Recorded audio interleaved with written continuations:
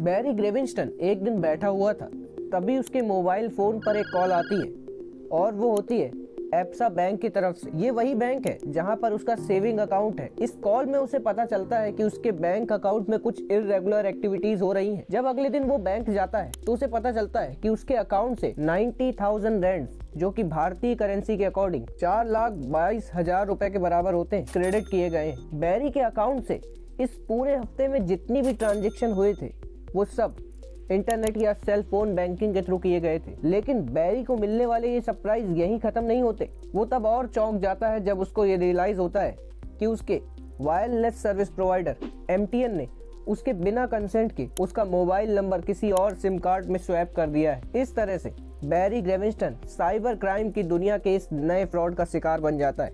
ये तो सिर्फ एक केस है, ऐसे कई सारे केस दुनिया भर में देखने को मिल रहे हैं। FBI की एक रिपोर्ट के अनुसार US में 2018 से 2020 के बीच में सिम स्वैपिंग के जो 300 केस फाइल हुए थे, 2021 के एंड तक ये केस तेजी से बढ़कर 1600 हो गए थे, जिसकी वजह से बीते सालों में लोगों के बैंक अकाउंट से $68 मिलियन उड़ा दिए गए। FBI ने कहा कि इस बात में कोई शक नहीं है कि ये आंकड़ा 2022 का एंड आते आते और भी ज्यादा बढ़ जाएगा। अब आपको लग रहा होगा कि FBI तो एक US की एजेंसी है, तो इसका इंडिया से क्या मतलब? तो मैं आपको बता दूं कि अभी हाल ही में हमारी इंडिया में भी सिम स्वैपिंग से जुड़ा मामला सुनने को मिला है, जहां पर साउथ दिल्ली के एक आदमी के बैंक अकाउंट से 50 लाख रुपए उड़ा दिए गए हैं। साइबर क्राइम एक्सपर्ट का कहना है कि ये सिम स्वैपिंग के जरिए किया गया है।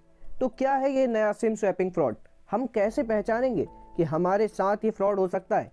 और लास्ट में हम जानेंगे कि हम इस फ्रॉड से बचने के लिए क्या क्या कर सकते हैं। तो इस वीडियो को एंड तक जरूर देखिएगा।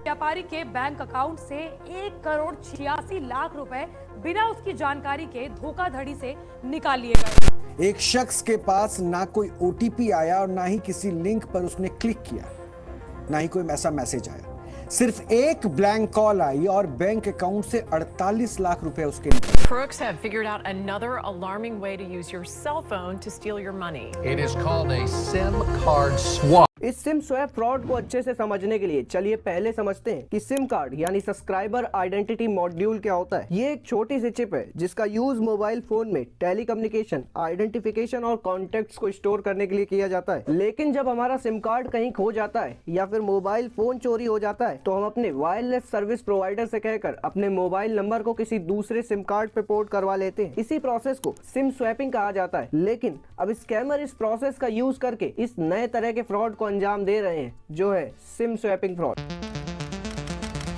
इसके लिए स्कैमर सबसे पहले आपके बारे में डेटा कलेक्ट करते हैं और वो ऐसा मेनली 3 तरीकों से करते हैं, और वो तरीके हैं फिशिंग ईमेल्स, मेलवेयर और सोशल मीडिया रिसर्च। जब आपके बारे में उनके पास सफिशिएंट डेटा मौजूद हो जाता है तो वो आपके वायरलेस सर्विस प्रोवाइडर से आप बनकर बात करते हैं और उनसे कहते हैं कि मेरा मोबाइल फोन चोरी हो गया है, तो आप मेरे मोबाइल नंबर को इस दूसरे सिम कार्ड पे पोर्ट कर दो। और जब सर्विस प्रोवाइडर उनसे सिक्योरिटी क्वेश्चन पूछता है या कोई अदर डिटेल्स पूछता है, तो क्योंकि उनके पास आपके बारे में सारी पर्सनल डिटेल्स पहले से ही मौजूद है, तो वो आसानी से उन सारे क्वेश्चंस का आंसर दे देता है। और जैसे ही एक बार उस स्कैमर को आपके मोबाइल नंबर का एक्सेस मिलता है तो उसके पास आपके बैंक अकाउंट के थ्रू भेजे गए सारे इंपॉर्टेंट मैसेजेस आने लगते हैं। लेकिन अब आप कैसे पहचानेंगे कि आप इस फ्रॉड का शिकार हो गए हैं? इस फ्रॉड में जो हमें सबसे कॉमन साइन देखने को मिलता है वो है आपके सोशल मीडिया अकाउंट पर की गई ऐसी एक्टिविटी जो आपने कभी की ही ना हो। यही साइन हमें डॉर्सी के केस में भी देखने को मिला था, जिसमें उनके ट्विटर अकाउंट से कुछ ऐसे ट्वीट्स किए गए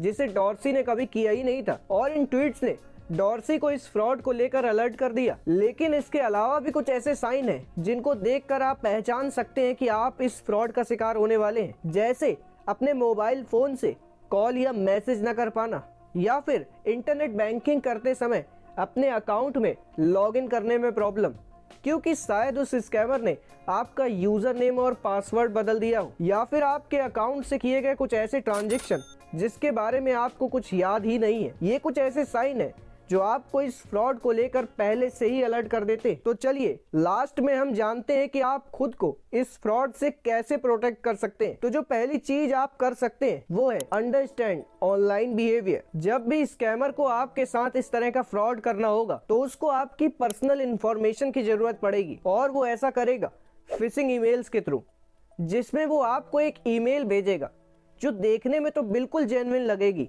और इस ईमेल पे एक लिंक दिया होगा। जब आप इस लिंक पर क्लिक करेंगे तो वो आपको एक ऐसे पेज पर रीडायरेक्ट कर देगा जिसमें एक फॉर्म होगा जहां पर आपको अपनी डिटेल्स जैसे नेम, एड्रेस, मोबाइल नंबर भरने होंगे और जब आप सबमिट बटन पर क्लिक करेंगे तो आपकी इसेंशियल पर्सनल इंफॉर्मेशन उस स्कैमर तक पहुंच जाएगी, जिसका इस्तेमाल वो सर्विस प्रोवाइडर को बिलीव दिलाने में करेगा कि जो पर्सन दूसरी साइट पर कॉल पर है वो आप ही हो। इसीलिए हमारे बैंक्स या फिर साइबर सिक्योरिटी एक्सपर्ट हमें बार बार बताते रहते हैं कि कभी भी बैंक, क्रेडिट कार्ड कंपनी या फिर कोई भी अदर सर्विस प्रोवाइडर आपकी पर्सनल या फाइनेंशियल इंफॉर्मेशन को ईमेल्स के थ्रू नहीं पूछता। वैसे फिशिंग ईमेल्स एक ऐसा टॉपिक है जिस पर एक पूरी एक्सप्लेन्ड वीडियो बन सकती है।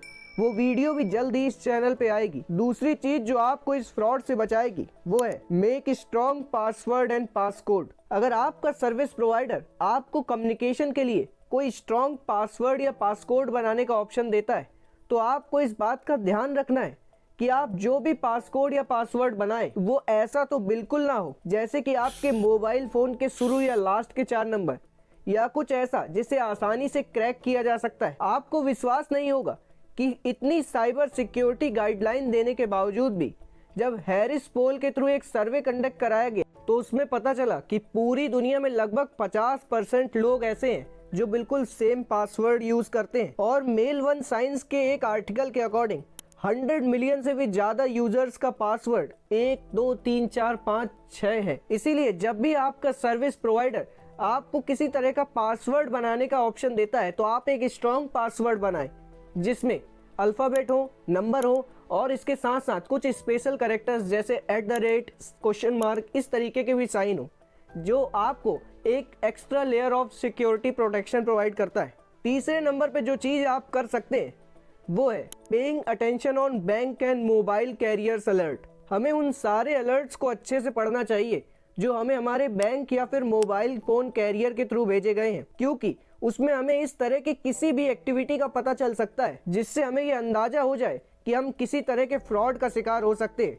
अब last but not the least, use authentication app like Google authenticator. इस फ्रॉड के होने का एक सबसे बड़ा रीजन है आपका वीक 2 फैक्टर ऑथेंटिकेशन, जो एक दूसरा फुल एक्सप्लेनेशन वाला टॉपिक है। लेकिन मैं आपको थोड़ा सा यहाँ पर बताता हूँ कि जब आप किसी वेबसाइट पे लॉगिन करते हैं तो लॉगिन वाला स्टेप होने के बाद आपके रजिस्टर मोबाइल नंबर पर एक OTP जाता है जो कि इस 2 फैक्टर ऑथेंटिकेशन प्रोसेस का स्टेप नंबर 2 होता है, जिसके बाद ही आप उस वेबसाइट पर अपने अकाउंट को एक्सेस कर पाते हैं। लेकिन आप गूगल ऑथेंटिकेटर ऐप का यूज करके एक स्ट्रॉन्ग 2 फैक्टर ऑथेंटिकेशन बना सकते हैं जो आपके अकाउंट को और भी ज्यादा सिक्योर बना देता है। इस पूरे वीडियो को देखने के बाद कंक्लूजन ये निकलता है कि हम किसी भी तरह के फ्रॉड से बच सकते हैं अगर हम थोड़ी सी सावधानी बरतें, और हम जितना ज्यादा ऐसे फ्रॉड के बारे में अवेयर रहेंगे उतना ही इन स्कैमर्स के लिए हमारे साथ फ्रॉड करना मुश्किल हो जाएगा।